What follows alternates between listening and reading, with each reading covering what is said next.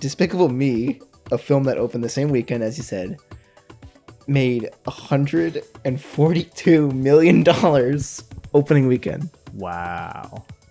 Compared to a budget of $76 million. So, first weekend, Universal Illumination is like, cha-ching, we're good. They're like, banana. Banana. Disney is like, fuck, we just lost millions of dollars. Also, we have to buy $1 billion worth of Star Wars.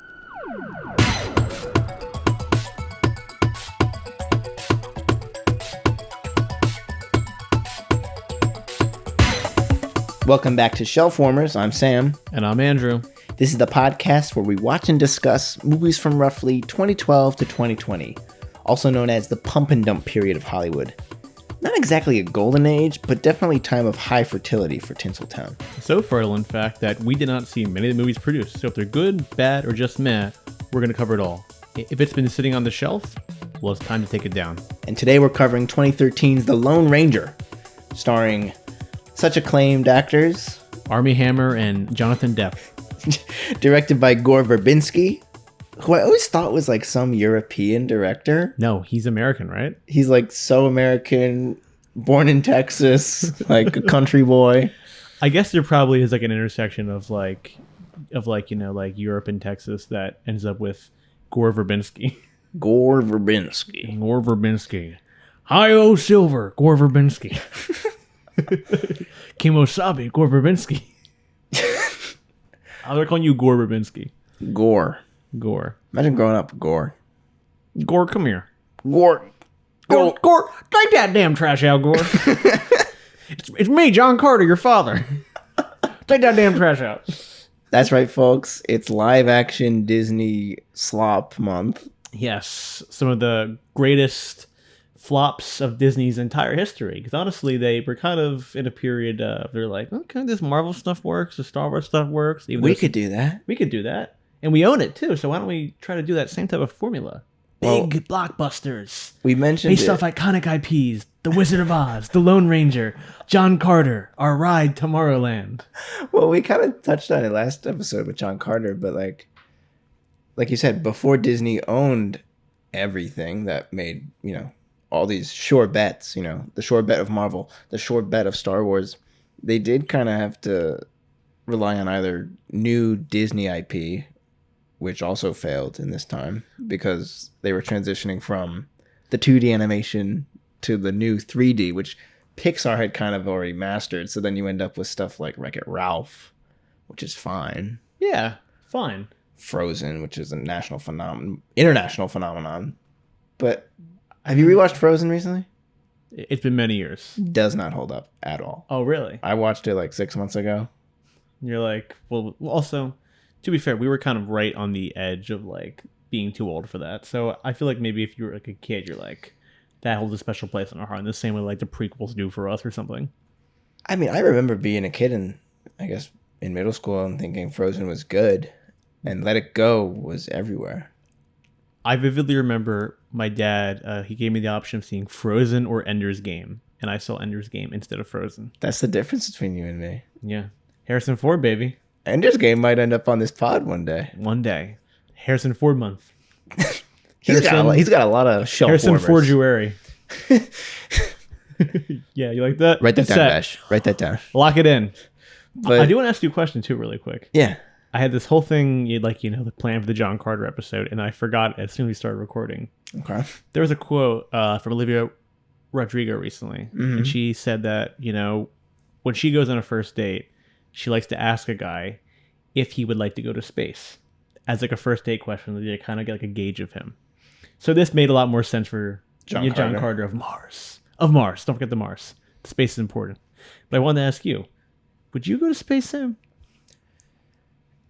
And she gauges this, and depending on the answer, it's make or break. Yeah, because I think she's fucking wrong on this too. Because she thinks men who want to go to space are a red flag. Really? Well, because I also think that space has been ruined too. Like now it's like an insane person thing to go to space when you got all these billionaires just sending people out for 10 minutes. Katy Perry going. I didn't realize it was such a short voyage. 10 minutes. It's like King Dakar, but like just like one level above King Dakar. And they call themselves an astronaut too. You can't call yourself an astronaut. Sorry, ladies. I guess I guess I didn't look into it too much because when I heard Shatner went to space, I was like, damn, like Shatner was in space for what must have been 6 months. Yeah, he did a whole Star Trek voyage up there. Yeah, but no. But I do think it's like weird though now, like especially like Elon Musk of Mars is like wants to go there like to breed. So like it is kind of like a dorky thing now, like a crappy thing. Like I want to go to space, but like remember The Martian? Remember when space meant something? Do you remember when Ridley Scott was making movies about space? Yeah, Ridley Scott. He has a lot of show formers himself. He does. He has show formers that predate our time frame, just because he's been working so long. High output. But then every like 10, 15 years, he just drops like a banger. Last Duel's a banger, which came out 2020, I think, so we could cover that. And that is very much forgotten. I've never seen it. Incredible movie. Really, really good movie. But yeah, my final thoughts are, look, life's short, and I would go to space, and I'm sorry, Olivia. I'm sorry to ladies out there, but I'd do it. I wouldn't. I'm too scared. Would you go to the Wild West, like if you had a time machine? Like Westworld? Yeah. Would you go to Westworld, and what would you do? I mean, listen, I feel like, no offense to Olivia, but that's the better gauge on if I have the red flag for men. If you're listening, would you go to Westworld? Would you go to Westworld? And give me your exact itinerary. Warts and all. Because no matter what you do in Westworld, it's not going to be good. Unless you're talking to Jeffrey Wright. Anthony Hopkins. That's a great Anthony Hopkins, dude. I honestly couldn't think of what he sounded like. Anthony Hopkins. Alec Baldwin. Well, working with Tony. Working with Tony was great. I took my kids to see Beetlejuice 3 or Beetlejuice 2. And they hated it. They said, Dad, I want to see you back in Beetlejuice 3. I want Tim to work with you again. That's my Baldwin. We love the Baldwin. What's his brother with the podcast? Steven. Steven has the podcast? I don't know. There's like 7 Baldwins. We're the same as the Baldwin brothers. I wish they were in the Lone Ranger. That'd be awesome. As Tonto. As Tonto. Yeah, and that's kind of the elephant in the room. But as we were saying before, Disney, before they bought Star Wars, before they bought Marvel, they were kind of relying on this strange IP. So John Carter is this book character, comic character, serial movie star of like the late 30s, early 40s. But the same thing with the Lone Ranger. Lone Ranger starts on radio and then has a very successful television program. Yeah. And book series too. And book series. Well, every movie that he's been in, I think, has been kind of a failure. Yeah, because even in the 80s, it was like a 50-year-old property. Yeah. It's very odd to me because this is a very... I did some research today. I thought this whole bit too where I was going to be like... Where I was going to like read a whole like... I was going to read a whole book in the Lone Ranger and do all this prep and be like, yeah, like he's my... Actually, the guy who wrote the Lone Ranger was my grandfather. And that was like... But I was like, I don't actually want to read a Lone Ranger book. You were going to read the whole thing? I was going to do so much research. So. I was going to watch the one Lone Ranger movie that came out in like the... In the 80s? No, there was one that came out right after the show ended. Yeah. And it starred the same guy. Yeah. Oh, so Clayton Moore. Oh, so it's kind of like a Batman 66. Who's kind of cool. Rewatch time. Batman series, y'all. But I didn't do the research, and I thought about it more, and I was like, it's bizarre that this movie is so close to the source material, because it is very close. What is the appeal of that for Disney to make it as close as possible? And also, like, it's kind of weird because like these films like John Carter and The Lone Ranger, do you think they would be more successful if they just weren't like, oh, like this is John Carter and this is The Lone Ranger? If it was just like a random like cowboy movie directed by these people, or like a random sci-fi movie directed by Andrew Stanton, who did John Carter, I already forget. If it was like, oh, here's like his take on Mars, like you think that would be like a more like a unique and well received thing? I don't know though, dude, because I know that the public at large doesn't like this IP stuff, this specific IP, like John Carter from Mars, The Lone Ranger, the TV show from the 40s. But for me, I do kind of buy into that. Like, I like looking back at the Wikipedia and seeing the black and white pictures of the Lone Ranger. I like seeing the old illustrations of John Carter. I just wish the movies were good. Because if the movies were good, if the movies were great, it'd be like, wow, John Carter, justice for John Carter, like Lone Ranger done right. Finally, Gore got it right. Yeah, but don't you think that like when like people like let's say for example, a guy born in 1995 sees this movie as an 18-year-old. Don't you think he thinks of this movie and thinks of like in the same way like as like the Green Hornet or stuff like that? We're like, oh, that's the show my dad watched. Like that's not like a cool thing for people. No, I guess not. But how do you sell an original Western? I guess you don't, and I was thinking about that too. Is this the last like huge budget film to do a Western? Maybe the Magnificent Seven. I was thinking about Magnificent Seven. There was that movie you and I watched sophomore year, The Harder They Fall. Oh, The Harder They Fall, yeah. But that was a Netflix movie, so the budget probably still wasn't like insane. And it was kind because this cost a lot of money. Unremarkable. Yeah, it was good. It kind of was the rise of Jonathan Majors right before the fall of Jonathan Majors. Well, yeah, that's right. He hosted SNL with Taylor Swift that fall. Yeah. Gee whiz. And speaking of canceled, he's on the shelf. This movie features two very canceled stars. Top shelf. Armie Hammer stars. And Johnny Depp. And one of them, actually, I think it's good in this movie, and it's not Johnny Depp. I have the exact opposite take. This is good podcasting. Someone's a Jack Sparrow fan, it seems like. Let me tell you. This one-trick fucking pony, Johnny Depp. I know you have a relationship with the Pirates movies. Oh, I'm a Pirates head. I'm agoraphobic, y'all. I'm a gore head. Let's get into it because I love the first Pirates film. Curse of the Black Pearl. Yes. The first film, it's the best one by all accounts. Yeah. I did not watch the sequels because I think I was a little scared of Davy Jones. Oh, yeah. Bill Nighy. You wet your pants? See a squid guy? Well, that CGI on... Oh, incredible. Is it Davy Jones? Yeah. Right? It still looks good. It's like the best CGI of all time. And I love seeing the behind the scenes like videos where it's like it looks like shit, and then they wipe one layer over it, and it looks perfect. And you're like, oh my god, how did they do it? But as a kid, it really scared the shit out of me, so I didn't watch the sequels. Yeah, in 3 he plays the organ with his tentacles. He plays the organ with his tentacles. Yeah, I gotta watch. That's why I kind of love this movie. It has this silliness of the Pirates movies in a really fun way. Oh, it's hilarious, this movie. Yeah. That's what my dad and I liked. I watched this with my dad over 2 sittings because it got late. It's long too. And he fell asleep. Do you want to know how I watched it? Yeah. I did my usual thing. I rented it on YouTube. And what's interesting is all the YouTube rentals and all the YouTube... Also, YouTube, if you're paying for YouTube Premium, it has a fantastic selection of films. That are free. SLC Punk is on there right now. I'm going to watch that. Probably too late now, but watch it tomorrow night. I'm thinking about that all day. But I looked, and the comments are turned off for Lone Ranger. What? It's the only movie so far out of the YouTube movies that I bought and rented and I viewed that has the comments turned off.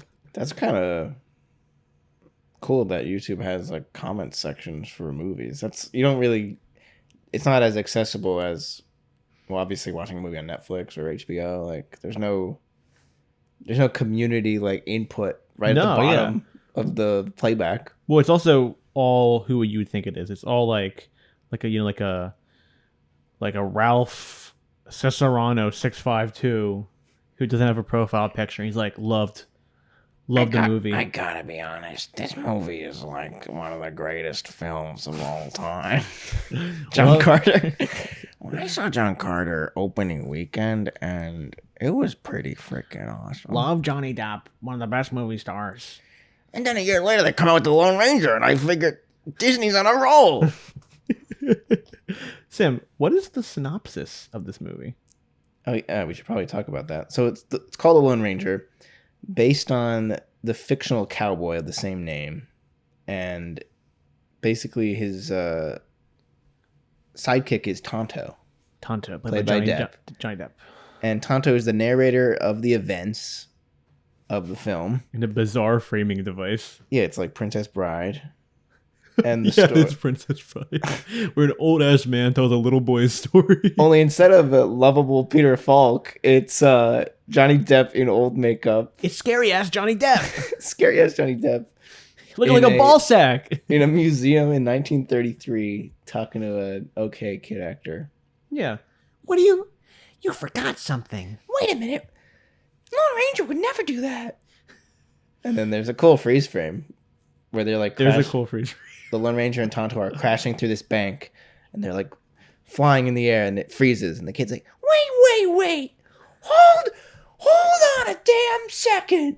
I feel like it reminds me of like, you know, like a lot of the kids in the Polar Express. Yeah. Wait. Santa's not gonna like that. Tonto's not gonna like that. And then Tonto's frozen, and then Tonto like looks at the camera. I like all that stuff. I like that too, but do you know what it looks like? It looks like in like one of like those AI videos where the person like keep moving after the video ends, and like he like turns his head. It looks like so strange. That's creepy. I didn't know about that. But Tonto is telling this story about, you know, how the Lone Ranger came to be. Like it is an origin story, and you can tell that they wanted the Death of the West. You can tell they wanted a Lone Ranger 2. Yeah, which didn't happen, obviously. But it's these memories of the duo's earliest efforts to subdue local villainy and bring justice to the American Old West. Yeah, and for the Lone Ranger to shag his brother's wife.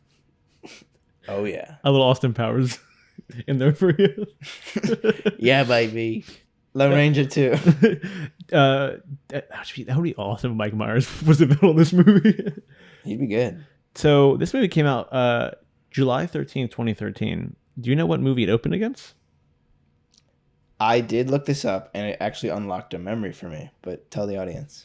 Despicable Me 2. Oh wait, I'm thinking. Despicable Me. I'm thinking of the wrong movie. Oh, what movie were you gonna say? I was thinking of Monsters University. Oh, which came out that same summer. Same summer, but I think it was a different weekend. This was the same one as Despicable Me 2.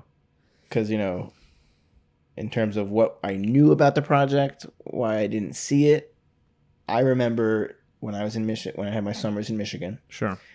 As we've discussed, I went to a drive-in theater, and they were playing Monsters University and The Lone Ranger. Oh, for Disney Double Feature? Disney Double Feature. And I distinctly remember having like this, almost like a fever dream of watching most of Monsters University kind of shittily. Sound sucks. Projection sucks. Movie sucks. Oops. Is it bad? Can't be great. I don't remember liking it. Again, late period. Yeah. Even Pixar Shelfwarmers. Pixar slow. More than you care to admit. Monsters University, Brave, Cars 2, Good Dinosaur, boom. There's a whole month right there. All stinkers. Bash, take another note. Actually, you know what? They're not stinkers. I don't remember Brave that well. We don't want to I don't remember Monsters University that well. Cars 2 is probably a stinker. The Good Dinosaur I saw when I was babysitting a kid, and I was pissed off that I had to watch Good Dinosaur. I thought Good Dinosaur had a good reputation, but all I hear nowadays is Good Dinosaur sucks. I hate Good Dinosaur. Good Dinosaur is the worst movie of all time. I heard the Good Dinosaur is a bit of a bad boy. The bad dinosaur. I've been whistling a lot this episode. I heard he's a bit of a Fonzie type. He rides the dinosaur? Yeah. Slick back hair. Hits the jukebox. I'm the dinosaur. I'm the Fonzie dinosaur. I almost told the same exact story that I've told in the podcast before about how my mom saw Henry Winkler. Yeah. And then she said hi, and I like made her night, yeah. But then the second movie was Lone Ranger, and I remember, it's weird because I was watching the beginning of this film, and I had like memories of watching it. But it was because I fell asleep while I was watching it. How long ago? 12 years ago. 12 years ago. I remember the trailer. There's one shot on this where they are like looking out like over like a canyon, and they like start to do like a crawl to the edge of the cliff. And I remember that shot very vividly in my head. I don't know why. And this is another kind of thing. Like when this film came out, we were 11 years old. 12, yeah. And kind of like how John Carter was so Indiana Jones and Star Wars, like so is this movie. And you'd think we would just glom onto it and be like, oh my God, Lone Ranger changed my life. Yeah. But What do you think that is? Well, Too old or? I mean, like, I think that we were kind of at a weird age where this movie almost is like too old for us. Because I think like Too I mature. remember like actively thinking like, why is Johnny Depp look like that? Like I remember like being like, you know, like It's kind a of little like spooky. being like a little bit like turned away from his design and look in this movie, because like, you know, like Captain Jack Sparrow's a good Halloween costume. Like I was him for like Halloween when I was a kid, but like Oh, we but gotta like find that. I didn't want to be like, you know, the Tonto for Halloween. No. And I think I did see Despicable Me 2 opening weekend, and I remember enjoying it, but I also was a little bit too old for that too, but a little bit too young for Lone Ranger. We just couldn't find a place where we fit in I this mean, era. It's the Marvel movies. This is the same. Well, it's funny you mention the Marvel movies. This is the era where I turned my back on Marvel. For Iron Man 3. Did I ever tell you about this? No. For some reason, I was so dumb as a kid. I saw Iron Man 3 in the theater. I was like, that's it. I was like, I saw Iron Man 3 and I was like, well, that's it for me. And I didn't see Dark World. I didn't see Dark World either. I took like 6 months off. And then I think I jumped back in with Winter Soldier. Okay, so you skipped one movie. I skipped a bad one. But when you're a kid, like that's a lifetime. Yeah, that's like a lifetime. So it felt like a year where I was like, I'm done with Marvel. I definitely had a Cut to us sitting together watching Thunderbolts. Thunderbolts opening weekend. Don't you mean the new Avengers? A phrase that I will say again in 1 year. Hey guys, have you seen the new Avengers movie? Yeah. Oh, what, you mean Thunderbolts? Stupid. Womp womp. I had a similar thing though with the Minions, because I remember seeing Despicable Me 2 and being like, I don't know how to quit you. no, being like, I think that's enough. That's We're enough for the good. Minions. And I didn't see the Minions or Despicable Me 3. And I came back for that meme trend where everyone went to the theaters and saw the Minions, the one featuring the last Gru? performance of Alan Arkin. Yeah, The Rise of Gru. I saw that one in the theaters. And I thought, you know what? I'm quite fond of these guys. Stuart and Bob and Kevin. Well, you know, I like them. Well, you know the reason why they did is it 2 Minion films? Yeah. The reason they did 2 Minion films after Despicable Me 2 and 2 more Despicable Me films, right? There's 4? Yeah, there are 4 now. Is because Despicable Me, a film that opened the same weekend as you said, made $142 million opening weekend. Wow. Compared to a budget of $76 million. So first weekend, Universal Illumination is like, cha-ching, we're good. They're like, banana. Banana. Disney is like, fuck, we just lost millions of dollars. Also, we have to buy $1 billion worth of Star Wars. How stupid do you think Disney felt? How stupid do you think they felt when they opened a 70-year-old IP against the Minions? you think they were slamming their heads on the desks after that? Someone got fired. Stupid. Did they go full Scotty. Scotty and J. Boogie Nights. Fucking idiots. Fucking Lone Ranger. Fucking Lord Tonto. Fucking Kimasabi. Fucking Banana. Banana. It's fucking funny. It's gold. It's good. What did we think of that? Not since Godfather 2. Here's my tagline for this movie. Yeah. Awesome and racist. That sounds actually awful out of context. The movie is awesome, and it is racist. Yeah, not awesome and racist. It's not awesome. It's not awesome racism. It's an awesome movie that is so racist. It has its problems.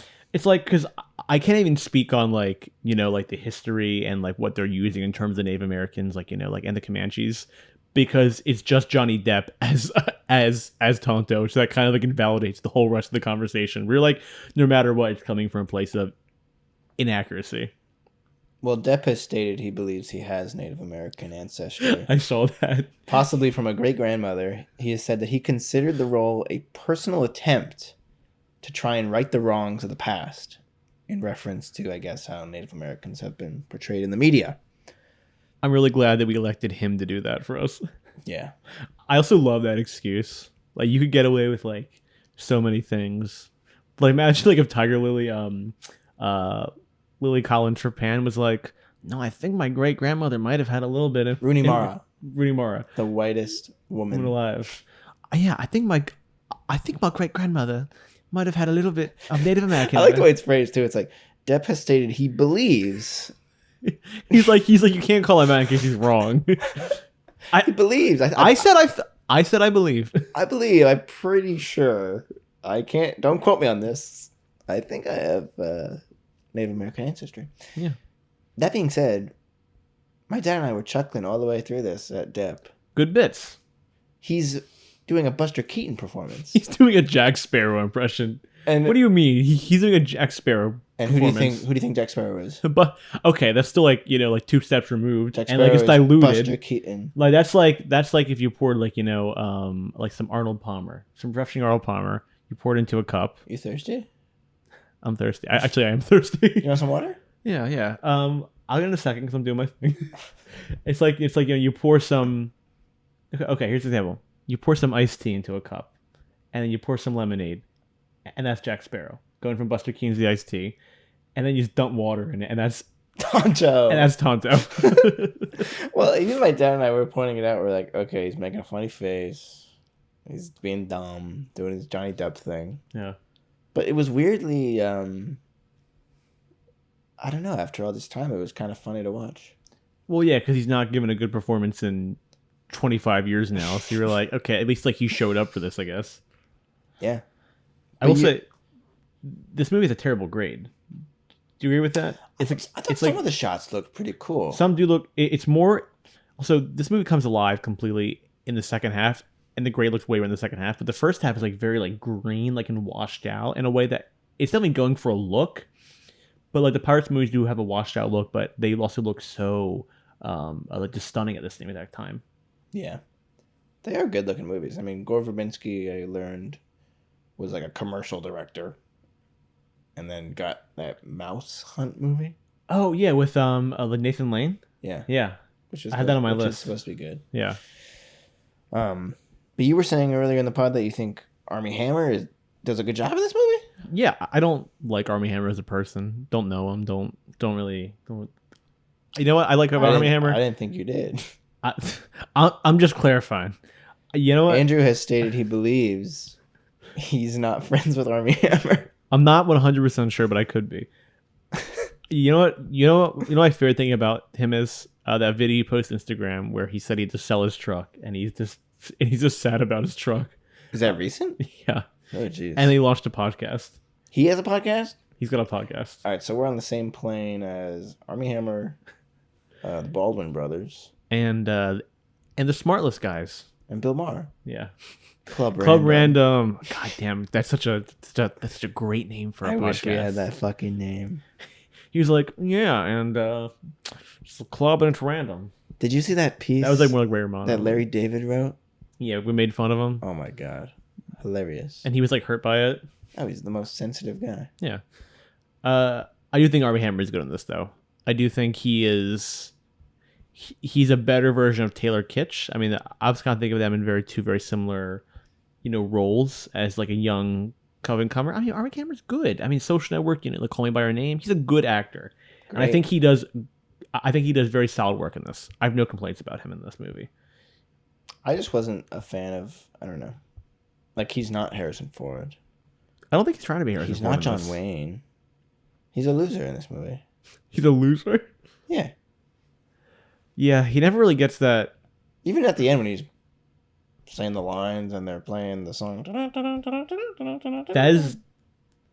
That's when I was like into the movie enough, but that was the moment when I was like, this gets a like on Letterboxd. Dun dun dun dun dun dun, and it cuts to him on the wide, and when they play the horse goes up. I guess that's their version of fan service for those who know the Lone Ranger. It got me. Really? It serviced me, the fan. So the movie kind of starts with like a Tonto. It starts in 1933 in San Francisco. Awesome. And there's an awesome CGI shot of the Golden Gate Bridge being built. Yeah. Boom. I knew you were gonna like that. I knew you were gonna like that. Yeah. All the CGI looks good. Looks really good. and it's like a traveling fair. And there's Tonto, as we said, he's talking to a little boy, and that's kind of the frame. That's kind of like the story within the story of Tonto telling the story. So we kind of go into the longest first act of all time. Yeah. It's like literally like an hour, right? I like the beginning. I did not like the first act. See, I think this is so interesting. We should have. I guess we should have watched this together. But the opening is like the thrilling days of yesteryear, which is the opening narration of the original radio show, and I like this 1933 opening where it's like already the Old West is like a myth. Yeah. Even though it's not that far away. Now we're so far away from it, but it's still, part of our past. Yeah. And I kind of like him. You think he might be a preacher in the beginning, the Lone Ranger? Yeah. And he's like, well, this is my Bible. This is my good book, the good book I like. And it's like some social scientist essay book. I was John Locke, I think. Yeah. And then also early on, we get the first laugh of the movie where, he's staying on the train. He's riding into town to see his brother, who's a Texas Ranger, and his former lover, his brother's now wife. Yeah. And this little girl is sitting in front of the train, and she drops her doll, and he goes to toss it back to her, and it gets sucked out the train window, and she starts sobbing, and that was the first laugh. And I was like, oh, okay. So then he gets to town. We're kind of getting our setup time of we meet Tom Wilkinson, great character actor, the train tycoon. Rest in peace. He looks great in this movie. Yeah, he looks right at home. There's some really good character actors in the movie. Him, Stephen Root. Stephen Root shows up in the fourth quarter. Right at the end. And William Fichtner, who was in his era playing like the villain of the movie. I think he was in Ninja Turtles after this. So kind of the period where he could be like, he could be a villain without having to have like a huge movie star. Also a memorable role in The Dark Knight. Yeah, yeah. Your friends are dead. God, he's awesome in that opening. And the kind of setup here is that it's the same thing as the original movie, is that they go to ride out to chase this outlaw who's escaped custody, and all the Texas Rangers except for Dan, or no, the brother's Dan, Collins, the one who double crosses them. No, I'm saying that yes. So one of the guys double crosses them, and this gang of villains, they kill all the Texas Rangers except for our main guy. Yeah. John Reed, the Lone Ranger, who gets brought back to life. He's a spirit walker. And he meets Tonto. And it kind of sets up the story of him going out for revenge and justice as the Lone Ranger. He's kind of like this cool spirit figure. Yeah, Tonto's like you can't die. And then he gets shot or something. He's like, what? Like that? This fucking hurts. Yeah. He's like, I said you can't die. That doesn't mean you can't get shot or something. Yeah, and also kind of sets up the love triangle of the movie between him and his brother's wife, who was his former lover. And it's kind of the same thing as Deadwood. Like, I've even seen Deadwood, but that's kind of the opening thing. The first season, Timothy Oliphant comes to town, falls in love with somebody, and then it turns out his brother has died. And his wife is coming to Deadwood to be his new wife, because that's just what you did back then. I was just gonna say that's just what it was. I mean, there were only so many people around. Like, we're both young. Your husband's dead. I lost my brother. Let's marry. Yeah. She moves on pretty quick in this movie, though. Real quick. He's been dead for 2 days, and she's already like, he's like, wrong brother. She's like making out on a horse with him. Yeah, they're like macking on each other as they're riding 50 miles an hour on the horse. I like this actress. I am blanking on her name too, but I think she does a lot in a not a great part. Yeah, it's underwritten, unfortunately. I do wonder what is the point of writing a character this thin? They're like, okay, we have to have a love interest in the movie. You can't do anything interesting with her. And the fact that she just exists to be taken. Yeah. And I'm like, oh, this character is interesting enough. Her husband's gone. She has her son she cares for. She was in love with this guy at one point, and then she's just gone for half the movie, and she's taken half the movie. And the thing with her and Tom Wilkinson is really interesting, but she never gets her moment against him. No. And I'm like, oh, like I just think there was so much more to do, and it's almost like don't have her in this movie if you're just not even gonna use it right. Yeah, no. But I guess also it's I am happy she got her. I'm happy she got her bag because I think she's really good. Well, she also has to carry around this, not carry, but she has this son. That's also in the movie, Oh yeah, he's boring. which takes a lot of the attention. Yeah. What happened to my dad? Yeah, What there's happened a to my scene dad? where he's the center of the whole movie for a few moments where he's holding a gun and he's like, "What? Where's my dad? Is my dad dead? Is my dad dead?" This also is closer to John Carter than I kind of thought it would be in terms of structure and vibes. Yeah, it's true. We got our second of a General Custard. Yeah, Gary Pepper. Yeah, What's his name? Barry? it's Barry. He's pretty good. Yeah, he's fun. I liked Cranston more though. True. Yeah, but I was kind of saying this earlier a little bit, but we didn't fully get into it.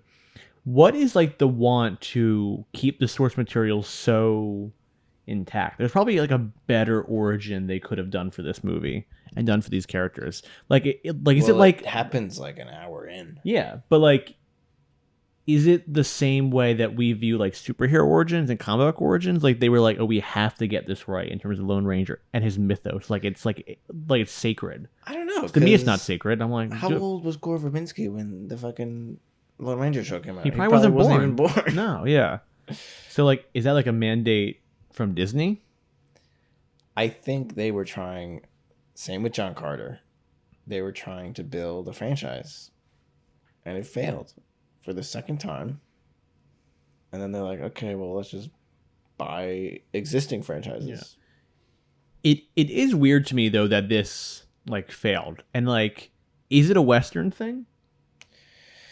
I think partially. I mean, the Western is a genre that just does not have the same cultural weight as it once did in this country because we're just not attached to that way of storytelling anymore. Sure. But also the same way that like the Pirates movies are old and gross and grimy, like in the period pieces, and it's the same director, like in starring Johnny Depp. So in my mind, that would like the translate. But then, and you know what made it hurt it too was the fact that this was right after Pirates 4, which was not as well did received. Gore even direct that one? No, he was the producer on it, I think, but he didn't direct it. Yeah, I just think there's always, Star Wars is a space western or whatever it is. Like the framework of the Western genre, you still see it today in other things like Sure. a Western in a city or Western in With the Mandalorian. The Mandalorian, right? But With his little son Grogu. you almost need to put it in Star Wars because that'll work. Yeah. But Is it the same way now you think like that? Like they can't make like a straight up like, here's a Steve Carell, like, he's a goofy guy. And the comedy has to be, here's Bob Odenkirk and he's nobody, but also there's some jokes in it. yeah, right. It's like it's gotta be a hat on a hat, whatever that phrase is. People want high concept. Yeah. People don't care about Tonto anymore. No, they don't. Someone say they just want to jump on it. Is that somehow related reference? to the Lone Ranger? I have no idea. I didn't come across that in my research, but maybe it's out there. This movie was nominated for 2 Oscars. Let me guess. Visual effects? Yep. Hair and makeup? Bingo. Boom. Helena Bonham Carter, also very good in this. I was just gonna say, she's awesome. I love her gun leg. Her brothel. Yeah, which I guess is the most Isley scene. Yeah. But it's a good scene. Yeah, they show up to the brothel. I found your cat. He's good in that scene. He's good. See, he's good. Maybe he's good. Maybe I'm gonna buy some Arm & Hammer products. Yeah. Does he see any of that? I think he did at some point, but I think he said he was cut off or something. Are you joking? Nope. Army Hammer? I've never joked before. Army Hammer is part of Arm & Hammer? Oh, no, like genuinely, yeah, he is. You're serious? Yeah, he's like an heir to the fortune, or he was at some point. Then why the hell did they call him Army? That's ridiculous. Well, they didn't want to call him Navy Hammer. Air Force Hammer. Wait, that's kind of a cool name. Air Force Hammer. My name's Air Force Hammer. Hi-yo Silver. Right, Hi Ho Silver, which is like the fan service moment. Oh, and they fucking undercut it. It's Yeah, cool. It is cool. Sorry. I know it's old, but it's cool. Oh, I'll never say that again. Why are you being like self-referential? You're the Lone Ranger. Be stoic, bro. Yeah, he's like, oh, I don't think I should really say that. But the movie, like, again, it's this IP that's old as dirt, and it's like not fully embracing it, but it does do these kind of old-fashioned things. Like the stunts are very old school. Very old school. Like the CGI looks great, but I think it looks great because they're shooting on location. They're mixing, green screen with, real plates and stuff. So it really does. I mean, it's shooting on film. Money is on the screen. Yeah. You're shooting on film. They're shooting Panasonic. So wide. Yeah. It's just a wide movie. It looks incredible. Yeah. Looks really good. And that's also just like the gore thing. He almost has the Spielberg. He's not quite the Spielberg level of blocking because, like, who is? But, like, he can really shoot an action scene in a really fun way and do these, like, really fun set pieces. And you know where you are, like, geography-wise. Okay, we're on a train. Like, he's good at staging these big sequences. Yeah, who else is as good as Spielberg? Like, there's not many that are able to do action as well as Spielberg. You watch all those Pirates movies and you're like, damn, like, gore is maybe, like, the second best.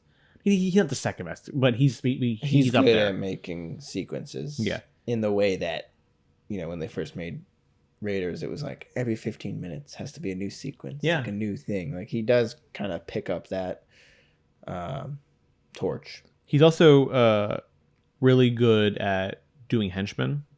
Like, all the Pirates movies have great henchmen, and this movie has good henchmen too. Yeah, this movie has that one guy who what's his thing? He like carries around the little umbrella, and he's likes the makeup. Yeah, he's fun, a little fruity in the Old West.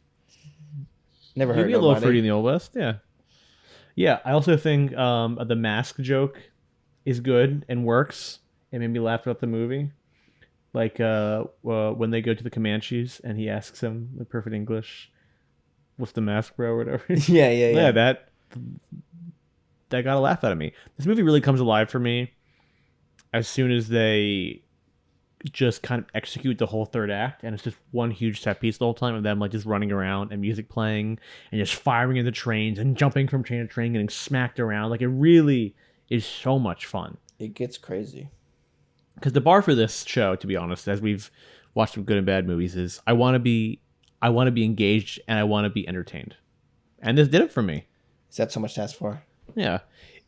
And it ends in a great like train way. Like, they blow up a bridge and the train is heading towards the bridge, and it's just classic movie stuff. Yeah. It is funny to me though that William Fichtner, this movie, looks like Johnny Depp. Yeah, maybe they did like an Alto Nights thing where Johnny Depp played both. Tonto and Butch. I also got Tonto, like, his big line is, "You are just another white man," from Johnny Depp. He's like, stupid white man as no, well? No, I'm pretty sure he just says, he's like, I thought you were Wendigo, but I realized you're just another white man. Which is just from another white man. Yeah. It also is funny to me that him at the end, looking old and like a ball sack, looks more like actual Johnny Depp.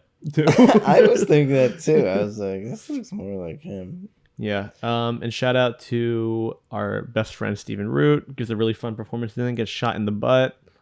What does he say? I'm shot in the gluteus. Like, yeah, something like that. Rolling around the floor. Yeah. And then later, somehow Tonto and the Lone Ranger like fuck with the gun, the rotating gun. Oh yeah, and the Gatling gun. The Gatling gun, and it like turns, and it just like goes through the windows. Fantastic and the walls. Set pieces. Everyone's like getting shot and ducking. This movie is like intense. Like, it's bloody. It's bloody. It's gory. It's gritty. Like, I definitely give it credit for that. His brother Dan gets his heart cut out, and you don't like see it, but you see the blood. And he eats it. Yeah. There's a cannibal in this movie. Yeah. Oh. And it's fucking scary. Yeah. And then also Helena Bonham Carter. Did I say that right? Yeah. Her leg is gone because the William Fichtner character ate her leg, right? I don't think I registered that, but I think you're right. So that's why she has this wooden leg, and she's like, he's bad news. Like, fuck Yeah. that guy. And then, yeah, when we first meet her, she's like talking a normal conversation. Meanwhile, she's like loading and like cocking her leg. It's like, and then like her heel pops out, and it's like this barrel comes out, and then she like blows up this, what is it, a table? Yeah, it's also like the best like outcome for having your leg getting eaten.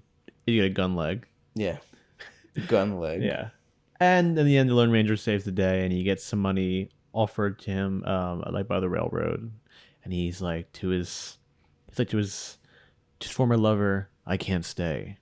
Why? Yeah, why not just stay? Like, you're fine. Like, you can stay. So he was like, "Time to take the mask off, boy." And he's like, "Not yet." And then he walks out to the crowd and he has a conversation in front of the whole entire crowd about who he is. Mm-hmm. And I'm like, oh, well, they all know who he is now. Which I know is like a nitpick, but like stupid shit like that just kind of bothers me sometimes. I guess, yeah. I mean, I handle goofiness, but I'm like, if you're to play it seriously, like think a little bit more about it. yeah, exactly. Oh. And then the bookend to this movie is stupid. What is it? I wrote that down in my notes, and I thought you would remember, but honestly, I'm blanking on what it is right now. What is the bookend? Wait. Oh, like he disappears. He disappears? Tonto like disappears, like Oh, through yeah. the wall. He's gone. He's like, I'll never take the mask off. He's packing his bag. Like, I'm not asking for like it's realism, but it's just stupid. Yeah. I thought it was just stupid. Well, it did nothing for me. The original script, because this first got announced in like 2002. A Jerry Bruckheimer production. All the best movies are in production for at least 10 years. 3 writers, 5 directors. Something's going right. That's when you know a movie is really going to be great. The original vision was much more, sympathetic to the Native American people, and it had like this cool. So the coyote subplot. Yeah, it had this like cool mysticism angle that I think would have been kind of cool. It is the first time that Tonto has been billed in a Lone Ranger product, aside from just the Lone Ranger himself. This movie did kind of have like a Heaven's Gate type production, like in the press. Like it was, I mean, obviously we didn't know about this at the time, but like it was ripped apart, and like Bruckheimer was pissed because he was like, these fucking negative reviews were written like 7 months before the movie even came out. They're judging our movie based on the production. Like we made a wonderful film, and he produced obviously the Pirates movies as well. But it's kind of interesting to think about too, in terms of like Tonto. Like, would this movie get made if it wasn't for Depp? And I was thinking about that throughout. I was like, well, he's billed ahead of Hammer, right? Yeah. But I'm like, who do you get then to play like, the Lone Ranger, then get like an unknown or a known, like, the Native American actor to play Tonto? That would have been the right Because to me, move. that is the right move, right? Yeah. Okay, I know we were saying, this IP doesn't work, but if they were remaking the Lone Ranger today, who do you cast? and they cast an unknown Native American as Tonto, and it's somebody like great, it's like, oh fuck, like that's gonna be the next star. Well, and an existing star to play John Reed, the Lone Ranger. Who would it be? Well, he's just like hot on my mind. But the guy from Warfare and other Reservation Dogs. Oh yeah. DeFaro Wunetai. Okay, I don't know if I'm saying that right, but get somebody with some heat on them. Yeah, like a good actor. No offense. Yeah, I mean like offense to Johnny Depp, but like get someone who can show up and do a good job. I know you loved it, but you're wrong. I love what? I said I know you love this performance, but you're wrong. He's good in the movie. He's hilarious. I don't think so. Oh my God. I think you're wrong and stupid to say that. But who would you cast today? As John Reed. Oh, who's our guy right now? Oh, I know. It's freaking Powell. It is Glenn Powell. It's absolutely Glenn Powell. I was gonna say that. He'd be great. He looks like a cowboy. God, should we just make it again with those two? With Powell? Yeah. God, he'd be really good at this, actually. Yeah, he'd be great. Shit. God damn it. The Lone Ranger is back. Lone Ranger 2. Picking up where we left off. Glenn Powell. Hi-Yo Silver. But he's a little smug about it, though. Oh, I mean, like, he would sell that line, though. Yeah. Hi-Yo Silver. Oh, I'm never saying that again. God, that didn't really work, did Yeah. it? And he'd laugh about it and give his movie star smile. Here's a shitty Johnny Depp trivia. Johnny Depp was 2 hours late to the script read-through because he wanted to read in full makeup and costume. God, So I know he was a nightmare to work with. Imagine waiting for 2 hours. He shows up in makeup and it's like, okay, I'm ready now. And they're like, okay, Johnny, you're ready. He's like, oh, a trade. Fair trade. Trade, you give me 6 bottles of wine and then I'll read the script. Yeah, the little kid, his best moment is he has like a Bart Simpson little, what do you call those things? Yeah, he says, eat my shorts. And Tonto eats his shorts. That's what I'm telling you, man. It's hilarious. And he has I like did like how he shot the he grapes. has a little slingshot and then he like has grapes and Tonto like likes grapes. Yeah. So he just eats grapes. Yeah. Yeah. And he shoots it at the General Custard. And then for a second, I'm like, oh, he's gonna shoot this kid in the face. Yeah. Do you have any more facts? I got a few. Hit me with them. One thing I do like about this movie is the technical aspects of the film. I read about all the train work that went into this movie, Lots of trains. and I couldn't even wrap my head around some of it. It's like Did a few crashes that look incredible. each of the 2 steam locomotives used in the film had a pair of 1000 HP Cummins diesel engines in its tender that supplied power and movement, and where hydraulic hoses connected the engine to the tender. Each train was operated by a computer inside the cab, but a real locomotive engineer also had to be in the cab to control the brakes and override the computers in case of an emergency. The smoke and steam were visual effects. So this, I mean, when you're working with this kind of money, like you can really do some cool ass shit. That is kind of what is cool to me about it, is like it is kind of like one step removed, obviously a few steps, from, you know, a young Spielberg Yeah. like filming a miniature train. Yeah. And like boom, a crash, like Super 8, whatever it is, to now you have this excess of money, millions of dollars. Have a ball. Yeah, real trains exploding. They blew up a real bridge. Again, the attention to detail, like the boy's cap gun holster in the beginning in the 30s. That's like period accurate. Oh yeah, it's cool too. There's a little smoke coming out. Yeah. 6-shooter.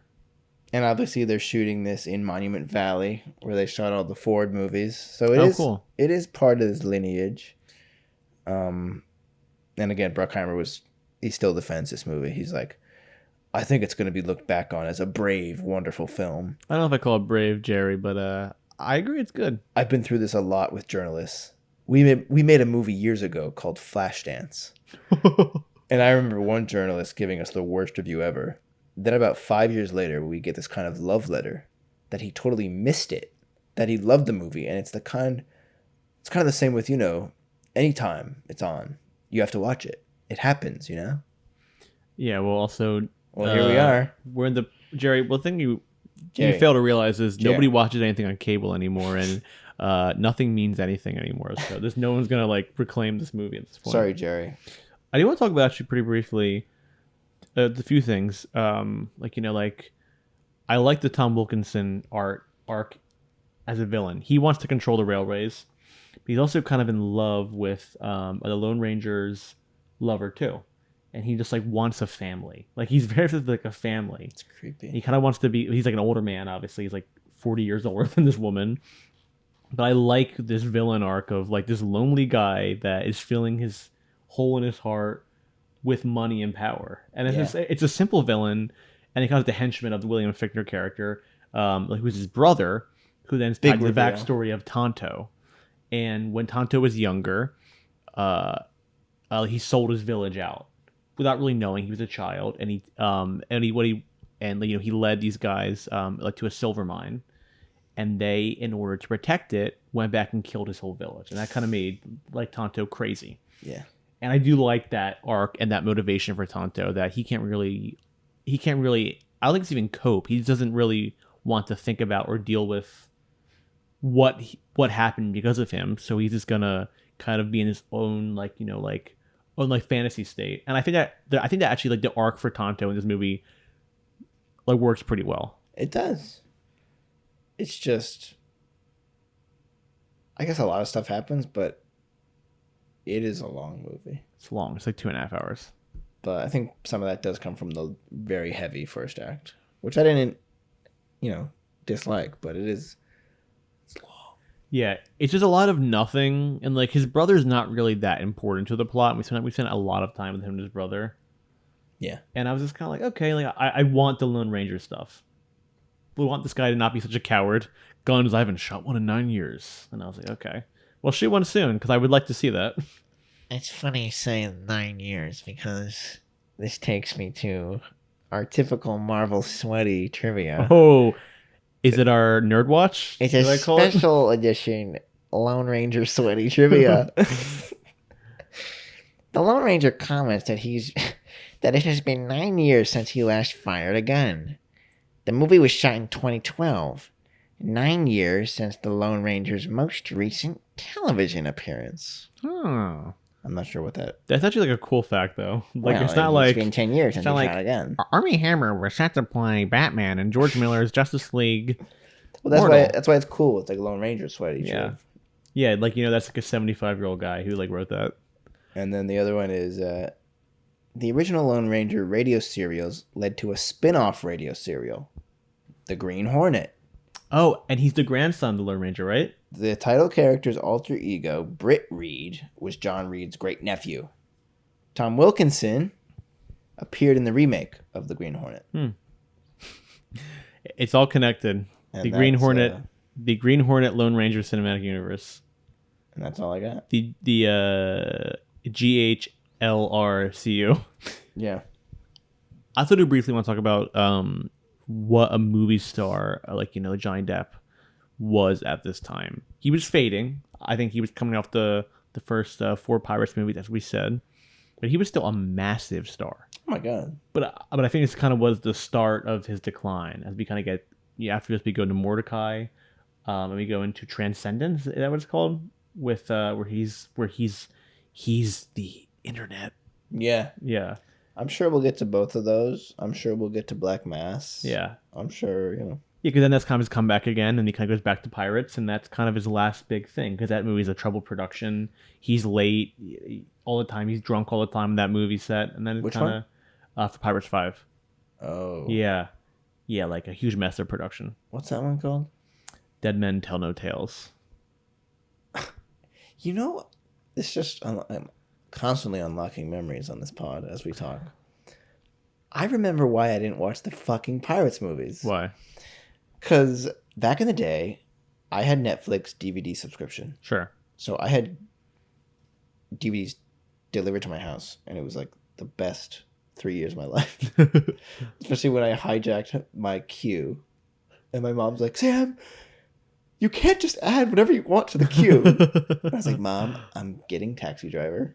I forgot about that queue. I'm like 14 years old. I'm like, "Mom, Taxi Driver is coming in the mail. There's nothing we can do about it." I want to watch Gilmore Girls, Sam. Yeah, there was like that's funny. Like there would be like TV show discs in there. Smallville. I'm like, I watched a lot of Smallville. Don't clog up the queue with TV shows, Ma. Honey, I'm not interested in Jim and Pan. I'm interested in Travis Bickle. Give me Travis Bickle derp. But I remember because I was older at that point, but I was still young enough to like really enjoy the Pirates movies in like a kind of a fun way. Yeah. And I hadn't seen the sequels because I was too scared when I was younger.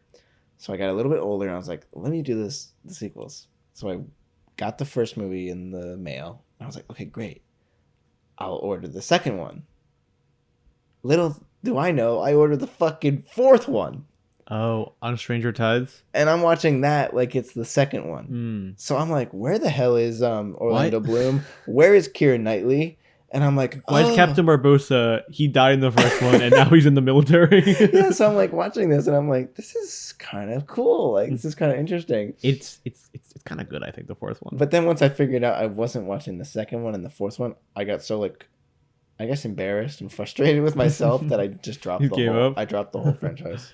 I kind of like the fourth one. It has Ian McShane as Blackbeard.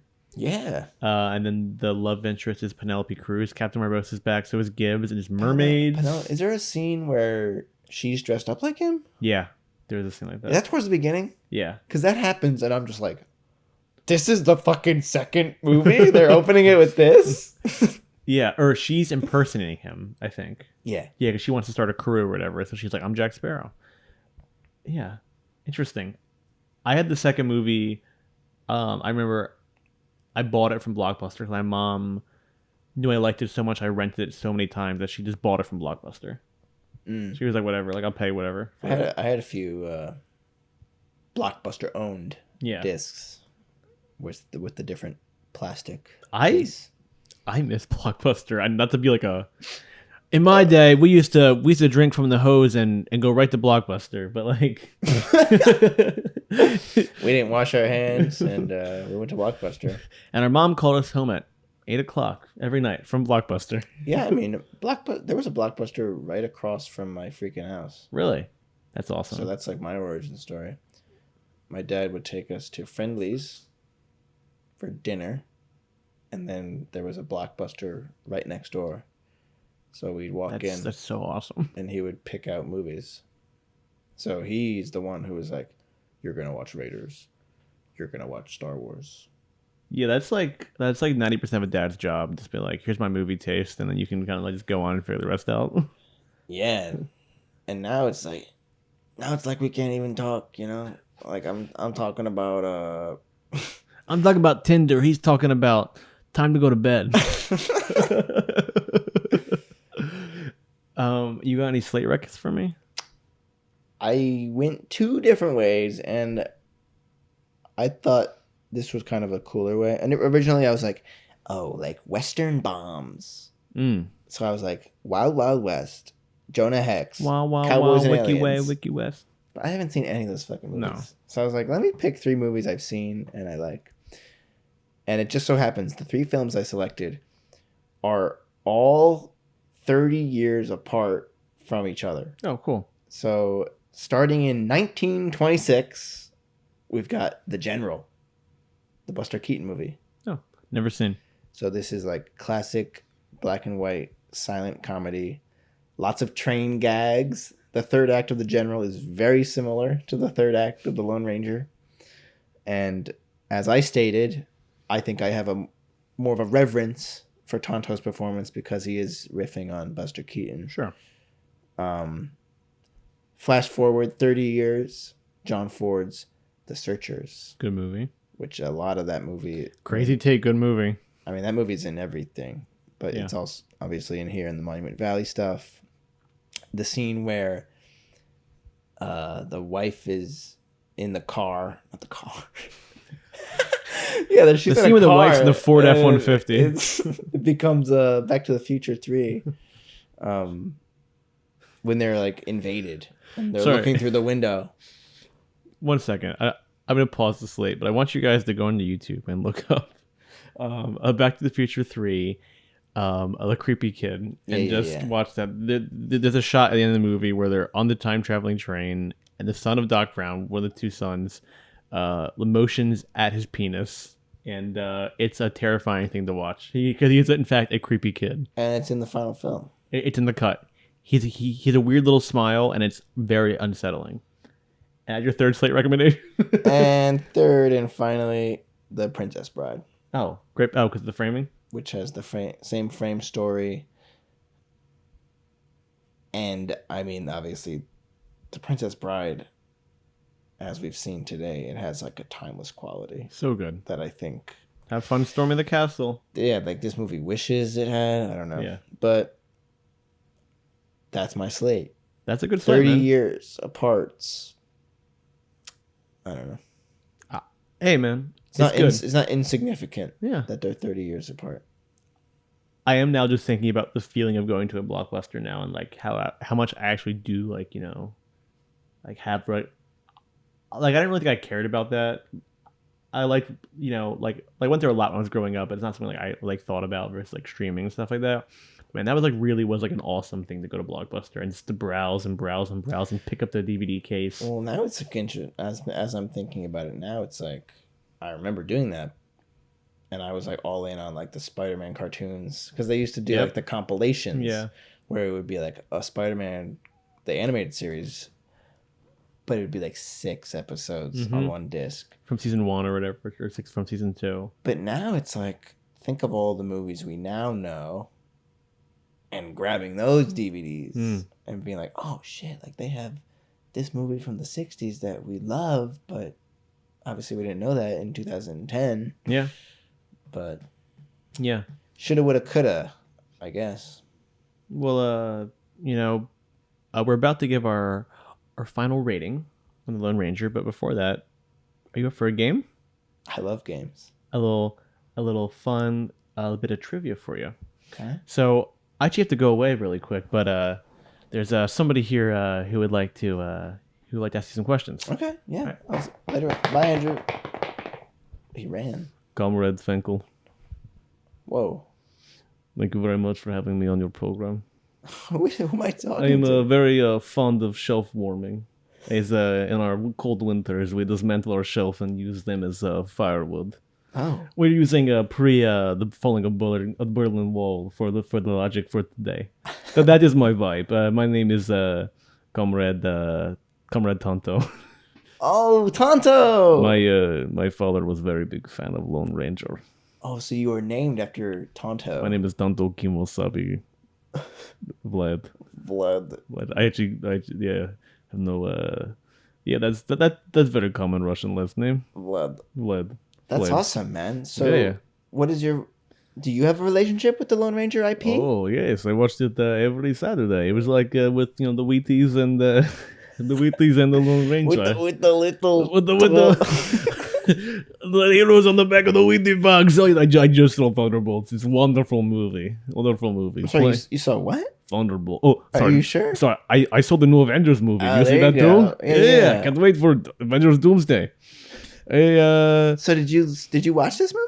I did, and I was inspired by one of its stars. So this is why I'm here today to ask you part of the survey. Okay, please. The Russian government is looking for a rebrand to finally abandon the iconic iconography that brought our motherland so much glory and pride.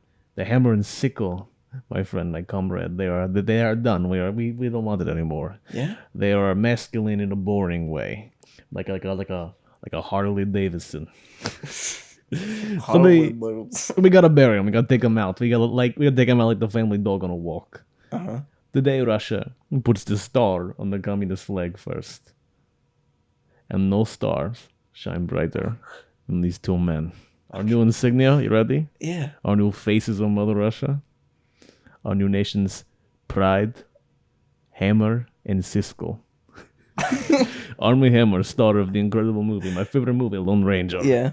Very sad because we could not get his twin brother from the Facebook network. We also wanted him to. We just wanted both of them. The Winklevoss? Yeah, we just wanted both of them. So instead, we settled for renowned film critic Gene Siskel. R.I.P. As our brand ambassador.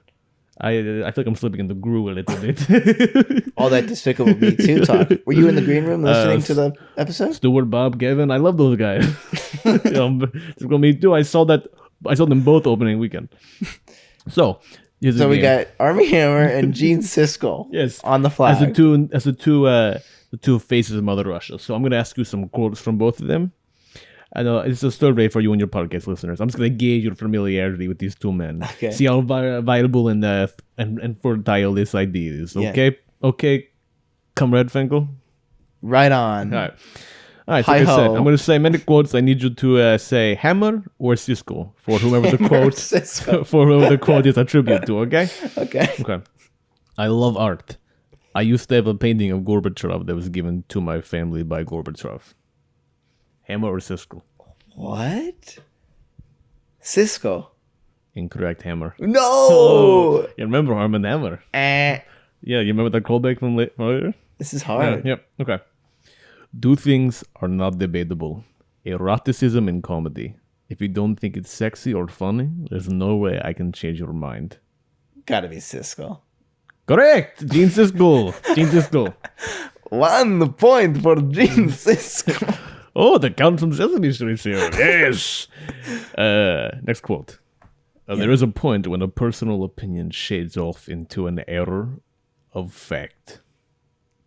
Whoa. Can you repeat that? There is a point when a personal opinion shades off into an error of fact. That's so cryptic. Siskel or Hammer? I don't even know what that means. It's one of the things we want to put on our flags. We're testing out some new quotes. Can you say it one more time? There is a point when the personal opinion shades off into an error of fact. Hammer? Gene Siskel. Come on! He's talking about their opinions on movies. Okay. I'd like to see the Japanese take on the club sandwich. I made it smaller and more efficient. What? Where the fuck did you find these quotes? Hammer. This one's actually from Marge Simpson. We're trying out a few. We're trying out a few other icons. Marge. You remember her? You remember her as the sexy mom from The Simpsons? We love the Simpsons here. We love Simpsons and Lone Ranger. That's great, man. Okay. Yeah, we just wanted some backup options in case Siskel and Hammer. The Siskel estate is not into it. Maybe. No, yeah, he's also dead. So, and Marge is forever. Okay. Next quote. I have the most guilty, abusive relationship with McDonald's. Left to my own devices, I'd probably eat 4 Big Macs a week. Whoa. Siskel or Hammer? Hammer or Siskel? Hammer or Siskel? Hammer. Correct. All right. Okay. Almost done. I got a couple more, okay? Let's Not hear 'em. sure of my place in the world. Still up for debate. And not sure what I wanted to do with my life. Not really up for debate. Siskel or Hammer? Siskel. Hammer. Damn. Was that recent? Yeah, I think he said it on his podcast. Shit. All right, last one. I have been used for a purpose, and there will be certain tragic occurrence happening if you don't take my testimony and somehow vindicate me so my people don't suffer because of what I have done. Where did you find that one? I have been used for a purpose, and there will be a certain sorry. I have been used for a purpose, and there will be a certain tragic occurrence happening if you don't take my testimony and somehow vindicate me so my people don't suffer because of what I have done. That must be Hammer. This actually is from our other backup source, Jack Ruby. Our dear friend Jack. Jack Ruby, the mobster who shot Lee Harvey Oswald. Who shot that dirty defector, Lee Harvey Oswald. So it looks like, based on these options, we're going with Marge Simpson and Gene Siskel, okay? As our new icons. I like that. As our new Russian ambassadors. Cool. All right. Well, thanks, Tonto. Tonto Gimasabi Vlad. Okay, I'm gonna go back to Mother Russia. Okay. Send Andrew back in. I came back as soon as you called. That guy was crazy. Yeah, he was talking to me. He's talking to me all about like Jack Ruby when he was in the waiting room with the podcast studio. I like Jack Ruby, but he mentioned like. Well, anyway. I'm sure I'll listen. Yeah, you know what? Listen to the episode when it airs in 6 years. So, Sam. Yeah, man. Now that we watched The Lone Ranger, Yeah. the question is, would you pick up the dusty, bloody Texas Ranger badge off the shelf? Or would you bury it with your fallen Rangers? I would take it off the shelf. I would take out the disc. I'd smash it with a bunch of bird feed. I'd close it up and put it back on the shelf. So the next time I think, maybe I should rewatch The Lone Ranger, I open it up and there's bird feed. Yeah, I would sell out my tribe for a Lone Ranger DVD from Blockbuster. I absolutely would. It has the energy of the Pirates movies. It has some fun performance. It is some fun running gags. A dynamic third act. A great Johnny Depp performance. A shitty Johnny Depp performance. A great Armie Hammer performance. Who's the new face of Mother Russia, by the way? As I just found out on the news, I got a Google alert for that. Yeah, Gene Siskel too, man. Yeah, he's back. I think they resurrected him. Yeah. Ebert gets all the press. But Siskel gets all the glory. Oh, he's back! Oh, sorry. I just had to. I do not let you speak too badly on Gene That's okay, Siskel. Tonto, man. You're welcome back anytime. Thank you. I also saw John Carter out in the waiting room. Yeah, he was asking if he could around. co-host. Cool. Thank you for coming, Tonto, and thank you for coming, Sam. And this was our episode on the Lone Ranger. Bye.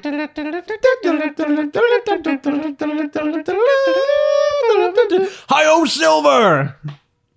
I'm not saying that again. Thank you for listening to Shelf Warmers. New episodes drop every Wednesday. You can follow us on social media at shelfwarmers.podcast, where you can send us movies to take off the shelf for future episodes.